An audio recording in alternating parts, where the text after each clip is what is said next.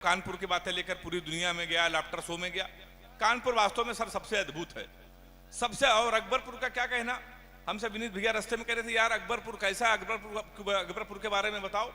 हमने कहा भैया अकबरपुर के बारे में बताएंगे तो कम से कम 2-4 घंटे लग जाएंगे हमको बताने में। बगल में कानपुर है, इधर अकबरपुर, अलग अलग है, हरकत में दोनों लोग बराबर हैं। अकबरपुर का आदमी सबसे बड़ा वाला होता है। अकबरपुर के एक आदमी ने अपने बच्चे को 2000 रुपए दिया, कहा बेटा ऐसा है कि बिजली का बिल जमा कराना, आखिरी डेट है कल, और नहीं तो घर की लाइट कट जाएगी। तो लड़का फिर 1 घंटे बाद लौट के आया तो पिताजी ने कहा बिजली का बिल जमा कर दिया। तो उसने कहा नहीं पिताजी गलती हो गई, बिजली का बिल नहीं जमा कर रहा है। तो उसने कहा 2000 रुपए कहाँ गए? तो उसने कहा पिताजी हम 2000 लॉटरी के एक टिकट ले आए हैं। तो पिताजी ने कहा क्यों?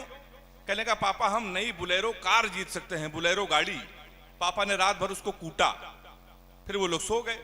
सर सुबह 6 बजे उठे तो उसके घर के सामने चमचमाती हुई नई बुलेरो कार। अब पिताजी निकले, भावुक होके निकले, लड़का भी निकला, कांप भी रहा था और आंखों से आंसू भी आ रहा था कि भैया नई बुलेरो कैसे आ गई। उससे एक आदमी निकला, उसने लड़के से कहा अपने पिताजी को बुलाओ, हम बिजली घर से आए हैं तुम्हारे घर की बिजली काटने। एक बार ताली बजाइए हाथ उठा के जोरदार। तो ये हमारा अकबरपुर है सर। मैं अकबरपुर को बहुत प्रणाम करता हूँ। मैं तो आपके पड़ोस का रहने वाला हूँ, कानपुर का स्कूल में सर पढ़ाता हूँ। हास्य कवि अगर टीचर हो जाए तो बच्चे का भविष्य आप समझ सकते हैं। हमने अपने स्कूल के एक बच्चे से पूछा, हमने कहा बेटा ये बताओ 1 किलो रुई और 1 किलो लोहा, दोनों में भारी क्या होगा? उसने कहा मास्टर साहब लोहा भारी होगा। मैंने कहा बेवकूफ, मैं जो तुमसे कह रहा हूं कि 1 किलो रुई 1 किलो लोहा, जब दोनों 1 किलो है तो लोहा कैसे भारी होगा? सा जवाब सुनिएगा। उसने कहा मास्टर साहब आप हमको 1 किलो रुई फेंक के मारिए, हम आपको 1 किलो लोहा फेंक के मारते हैं। तालियां आपकी कमजोर हैं। हाँ तालियां आप बजाते रहिए। बहुत अच्छे। हमने सर दूसरा क्वेश्चन पूछा, हमने कहा हिंदुस्तान में सबसे तेज उड़ने वाले पंछी का क्या नाम है? हाँ। उसने जवाब दिया हाथी। वाह। हमने खड़े हो जाओ तुम्हारे बाप क्या करते हैं? उसने कहा योगी जी के बुलडोजर चलाते हैं। हमने कहा बैठ जाओ, हाथी सही जवाब। हाँ ये तालियां चाहिए हमको। जिला अध्यक्ष जी भी ताली बजा रहे हैं। सर मैं आपको प्रणाम करता हूँ, कितने अच्छे लग रहे हैं आप। तो मैं बता रहा हूँ भाई साहब, उसी कानपुर हमारा सबसे अद्भुत है। अभी मैं लाफ्टर शो की शूटिंग कर रहा था तो वहां से लौट कर आया सर, तो मेरी घड़ी खराब। मैंने जीवन का सबसे बड़ा पाप ये किया कि कानपुर वाले से टाइम पूछ लिया। अब कानपुर वाले आप जानते हो बड़े वाले, हमने कहा टाइम क्या हो रहा है? तुमसे कहने लगा ऐसा गुरु तुरंत यहां से निकल लो, टाइम बहुत खराब है। हमारे मुंह बिल्कुल मत लगना, नहीं तो तुम्हारा टाइम भी खराब हो जाएगा। तो हमने कहा टाइम ना बता दे, ये बता दे तेरा मूड क्यों खराब है। उसका जवाब सुनना और ताली बजाना। हमने कहा तुम्हारा मूड क्यों खराब है? उसने कहा भाई साहब एक लड़की से कल हमने इतना कहा कि बड़ी कमजोर है कुछ खाया कर, वो हमारा 50,000 रुपए खा गई। तुम साले हमारे मुंह लगे हुए हो, हमारे मुंह बिल्कुल में लगना, बहुत भरे बैठे हैं। तुमने कहा ऐसा क्या हुआ? कहीं हुआ कुछ नहीं भाई साहब, एक लड़की के चक्कर में 5 साल से लगे थे। हम समझते थे हमसे प्यार करते हैं, मुझसे प्यार करते हैं। तुमने से हुआ क्या? कहीं हुआ कुछ नहीं भाई साहब, हमारे यहाँ नगर निगम का चुनाव चल रहा है, उसको मिल गई है पार्षद की टिकट। पूरे शहर में होल्डिंग लगी है, युवा दिलों की धड़कन पुष्पा पाल। तुम हमसे टाइम पूछ रहे हो? लोग तो नारा लगा रहे हैं मोहर मारो तान के पुष्पा को पहचान के। कल एक लड़का कान में नारा लगा रहा, 10 बार हाथ उठा के ताली बजाना, लैया बड़ी करारी है पुष्पा पाल हमारी है।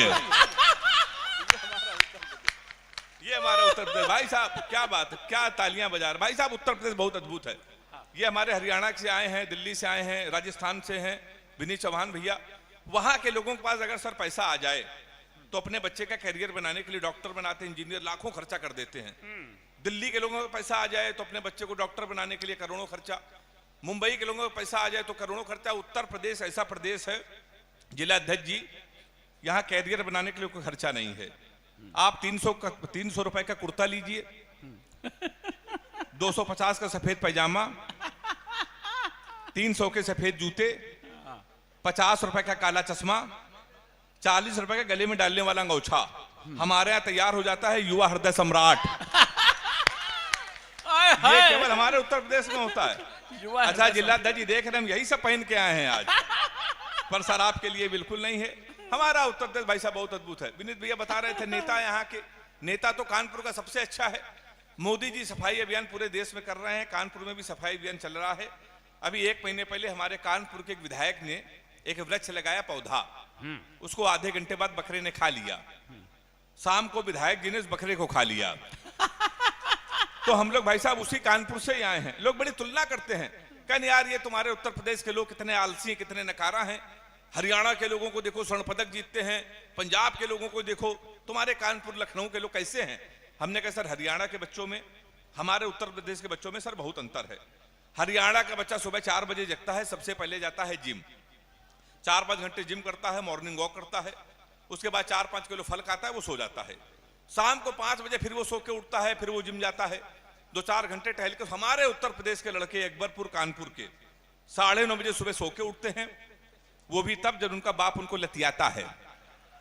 सबसे पहले वो जाता है घर के नजदीक पुलिस चौकी, दरोगा जी के साथ एक सेल्फी लेता है, फेसबुक में पोस्ट करता है, नए चौकी इंचार्ज रामकिशोर कनौजिया भाई साहब का सानिध्य प्राप्त हुआ। हाथ उठा के ताली बजाइए जोरदार एक बार। होता है ना सर, होता है ना भैया, सानिध्य सानिध्य प्राप्त हुआ। फिर वो सो जाता है, शाम को 7 बजे सो के उठता है, जब बियर की बोतल खोलता है तो उसी दरोगा को प्रेशर में लेने के लिए स्पीकर खोल के फोन करता है, दरोगा जी नमस्कार, पहचाना। अब दरोगा जी समझते गुरु समय तो इसके मुंह न लगा, उस समय तो उसके लगी हुई है। दरोगा उसका फोन काट देता है। वही दरोगा 12 बजे मारते मारते थाने लेके आता है, आपकी सेल्फी डालता है दरोगा, गुड्डू भैया 100 ग्राम चरस का धरे गए। ये वाले नहीं। फिर गुड्डू भैया की होती रात भर कुटाई।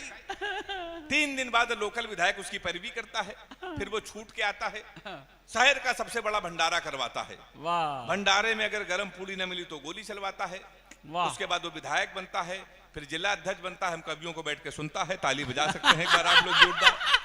प्रणाम करता हूं सारा। हमारे उत्तर प्रदेश के लोग साहब बहुत अद्भुत है, सही बता रहा हूं मैं आपको। पाकिस्तान तो खत्म, हमने कहा इसमें हिंदुस्तान की बेइज्जती है, भाला इतना बड़ा, पाकिस्तान इतना बड़ा। 4 लाइन में मैंने पाकिस्तान को निपटा दिया है। अगर आपको लगे हाथ से कभी भी निपटा सकते हैं तो तालियों का महोत्सव करना। मैंने लिखा, कपड़े जिसपे टंगते हैं वो कीली फेंक के मारेंगे, कसी हुई ना मिल पाई तो ढीली फेंक के मारेंगे, जो भाला फेंका नीरज ने वो चीन की खातिर रखा है, पाकिस्तान तुमको तो हम तीली फेंक के मारेंगे। सर जब तीली से काम चल सकता है, हम लोग बिजनेसमैन लोग हैं सर, बिजनेसमैन, हम लोग बड़े बिजनेसमैन हैं। लेकिन आपको अगर बिजनेस किसी से सीखना है तो अपने प्रधानमंत्री जी से हम लोग सीख सकते हैं। उनसे बड़ा बिजनेसमैन पूरे देश में कोई नहीं है। उन्होंने भी बुलेट ट्रेन के लिए जापान से 50,000 करोड़ लिए। सर कितने? 50,000 करोड़ 50 साल के लिए। बदले में उनको क्या दी? 200 रुपए की गीता। अब 50 साल बाद न लेने वाला बचा न बचा देने वाला। 50 साल बाद जब फाइल खोली जाएगी तो हमारे से ब्राह्मण को भेजा जाएगा, खोलो तो उसमें पहले पन्ने पे लिखा रहेगा तू क्या लेके आया था, तू क्या लेके जाएगा, व्यर्थ किसके लिए रो राजो तेरा था ही नहीं। तो एक बार आप ताली जोरदार बजा सकते हैं। हमारा उत्तर भाई साहब बहुत अद्भुत है। पाकिस्तान है, हमको धमकी देता कह रहा कश्मीर ले लेंगे, कश्मीर ले लेंगे, कश्मीर ले लेंगे। हमने कहा बेवकूफ पाकिस्तान, सीमा हैदर तो हमसे ले नहीं पा रहे हो, हमसे कश्मीर ले लोगे। तो मैंने 4 लाइन में उसको निपटा दिया। अगर निपट गए हो तो तालियों का महोत्सव करना हाथ उठा के। हमने कहा सीमा हैदर भारत आई हो तो पूरी जांच लेके जाओगी, हमारे सर पे भारत माता की आंच लेके जाओगी। हमारे सचिन से मिली हो इतना तो तय है, 4 लेके आई थी 5 लेके जाओगी। क्या बात है भैया, क्या अकबरपुर वाले भाई साहब।